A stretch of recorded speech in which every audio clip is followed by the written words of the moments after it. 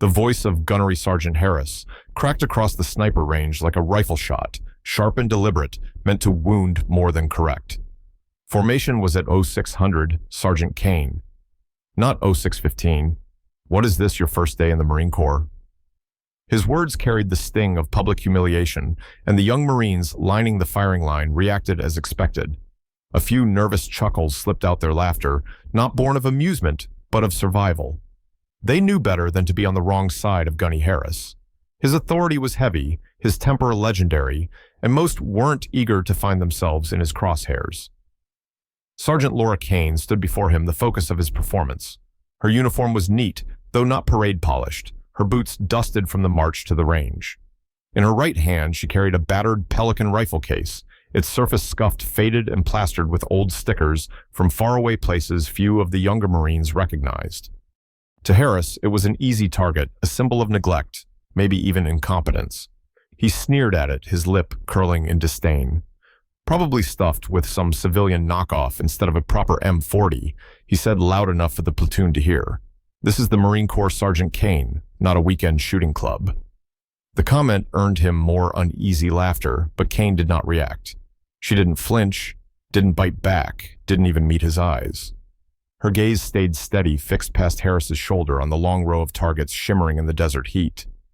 Her hands hung loosely at her sides, relaxed but ready.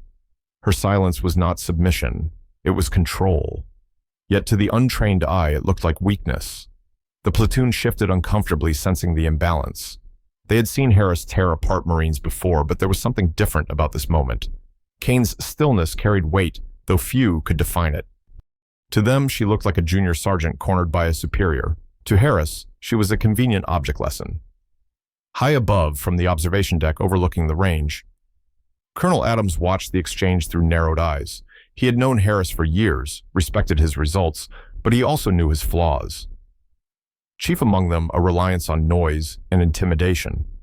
What caught the colonel's attention wasn't Harris's words, but Kane's posture. It was the calm, rooted patience of someone who had been in storms far greater than this. A stillness that didn't come from fear, but from mastery. The standoff ended only when Harris, unsatisfied with her silence, jabbed a finger toward the farthest firing lane. "Lane 12, Sergeant. Let's see if you can do something besides waste our time." Kane gave a short, deliberate nod and walked toward her position. No protest, no excuse, just quiet obedience. But the truth was already taking shape, hidden in plain sight. This wasn't the silence of defeat, it was the silence before revelation. The order was given, and the platoon shifted into position along the firing line. This was no simple practice drill. It was the sniper qualification test, the kind of exercise that separated the merely competent from the true masters. Each Marine would face the wind, the distance, and the cold bore shot that revealed whether skill was instinct or illusion. Harris paced behind the line like a warden in his prison yard. His voice carried on the wind, sharp and relentless. "Check your dope, Marines. Don't forget the first shot's the one that matters. You don't get warm-ups in combat." He barked adjustments about windage and elevation, his tone laced with impatience. Every correction came with the unspoken message, "Fail, and you'll answer to me."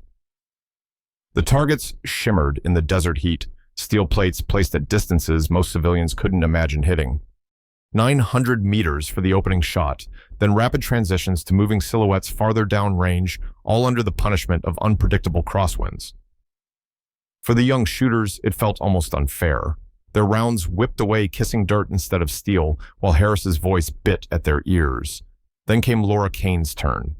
Harris's eyes narrowed, and he practically vibrated with anticipation. This was the moment he had been waiting for, the late sergeant, the quiet one, with the battered case exposed before the platoon. He hovered close, ready to pounce on the smallest mistake. But Kane moved differently. She didn't rush, didn't fumble with nervous energy. She lowered her mat, set her worn Pelican case beside her, and opened it with the same calm care one might use to open a family heirloom. Inside rested her rifle, a customized M210, not new or flashy, but honed by years of use. Its stock bore the polish of countless hours in her hands, the metal dulled from weather and sweat. Where others had factory precision, she had familiarity and intimacy with the weapon that only time could build. From her pocket, she withdrew a small dog-eared notebook, a data book, Its pages were covered in tight, deliberate handwriting filled with atmospheric notes, whine calls, and corrections gathered over years. She ran her thumb across the page for the day's conditions, cross-referencing the shifting breeze with information that lived not just on paper, but in her muscle memory. The young lance corporal assigned as her spotter leaned forward, watching curiously. This wasn't the hurried checklist of someone under pressure. This was ritual, methodical, patient, confident. Harris, mistaking her composure for hesitation, barked again. "Any time today, Sergeant Kane. The targets won't wait forever." His words drew smirks from a few Marines still smarting from their own poor shots.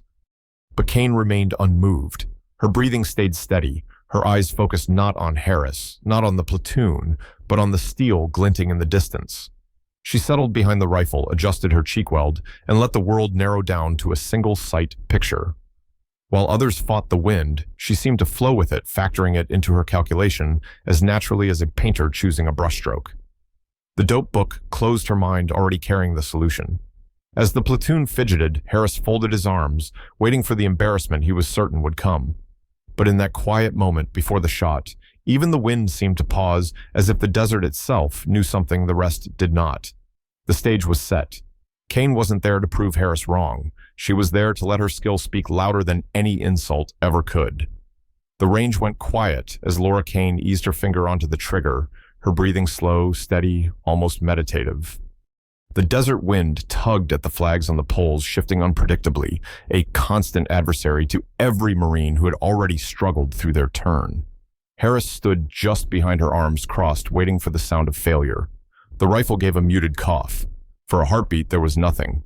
Then came the ping, clear, sharp, unmistakable. Dead center on the steel plate at 900 meters.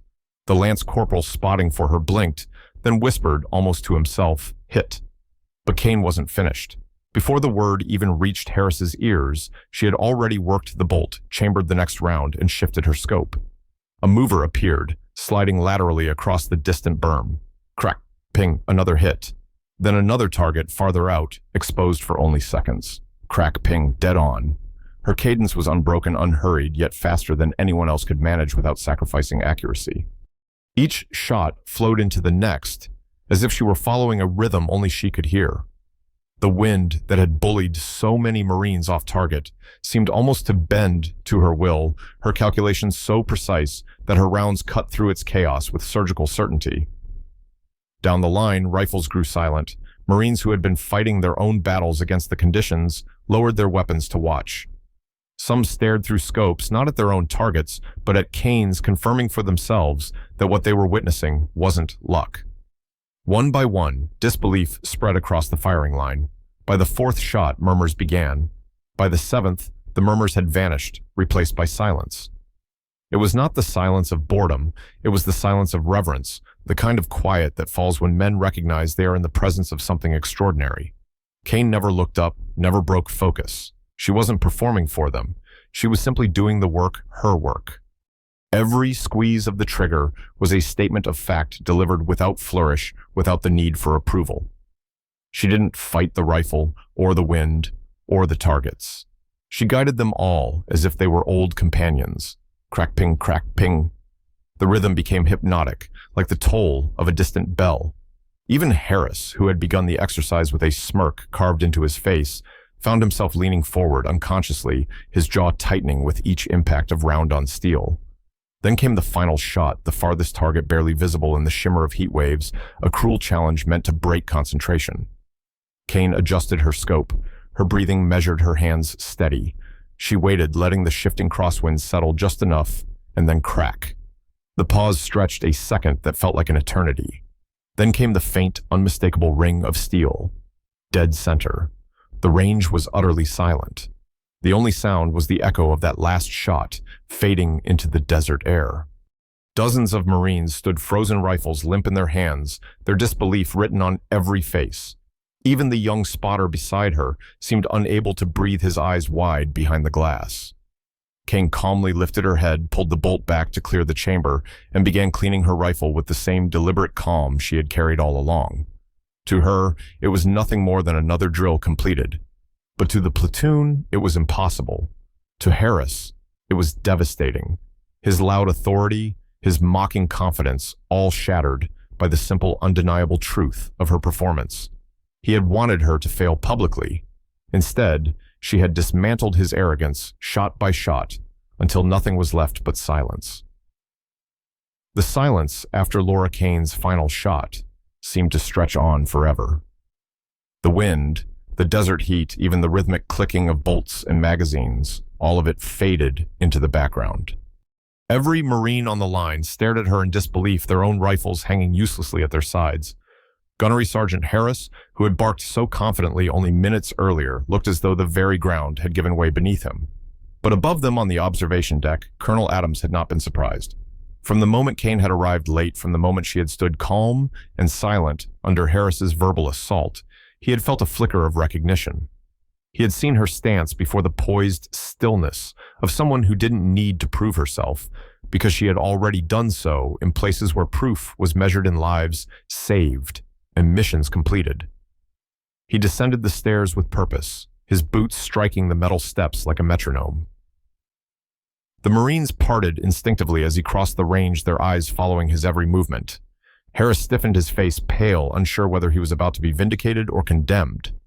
Kane, for her part, continued wiping down her rifle, the same calm presence she had been since she first arrived. Colonel Adams stopped near the honor wall that loomed beside the range office. Brass plates polished by time and reverence recorded the names of those who had set the standard for every Marine Raider sniper who followed.